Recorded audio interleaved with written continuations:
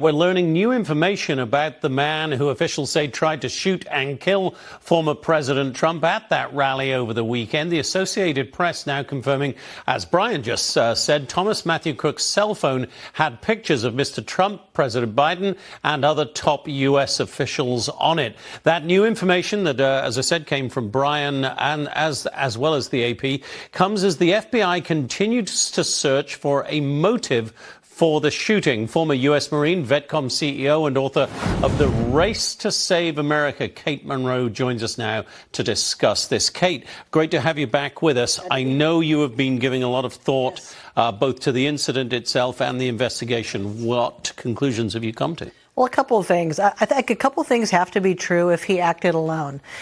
I think that he had to know he could take the shot. And here's why. How calm you have to be to take a shot, how even keel your breathing has to be. I mean, he knew that there was a ladder there because apparently he didn't bring it himself. He managed to take it off somebody's truck. My dad's a general contractor. You wouldn't be getting his ladder off of his truck. I could tell you that right now. He got in with his rifle that he apparently hid ahead of time. I don't know how he did that. So both things were already there at his disposal. He got confronted by a police officer. That didn't dissuade him. He still got up on the roof, managed to get quiet enough to take this shot. There's been someone that they've seen on the water tower. So who is that? That does not belong to the Secret Service or to the police force that was there. 26 seconds go by from the first shot.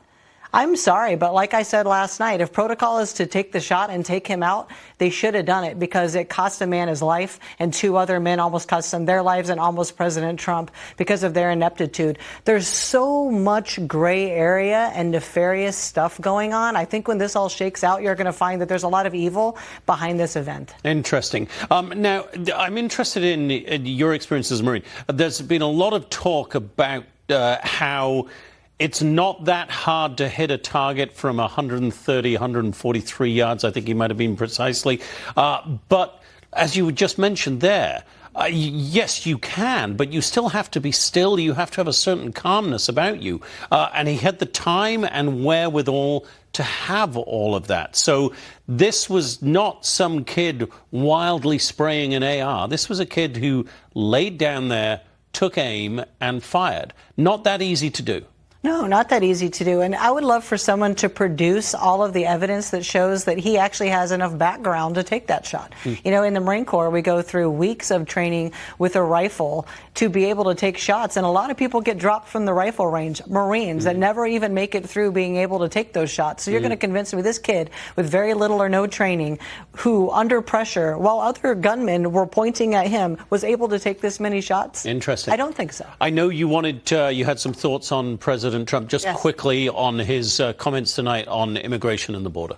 Hey, as you know, I go down to secure the border on behalf of my fellow veterans, and I appreciated that he highlighted the border. But I think where there was a tiny miss, and I don't even like to critique it, it was an amazing speech that he gave tonight. He said that the black community and the Latina community were most affected by this open border. And in some regard, I agree.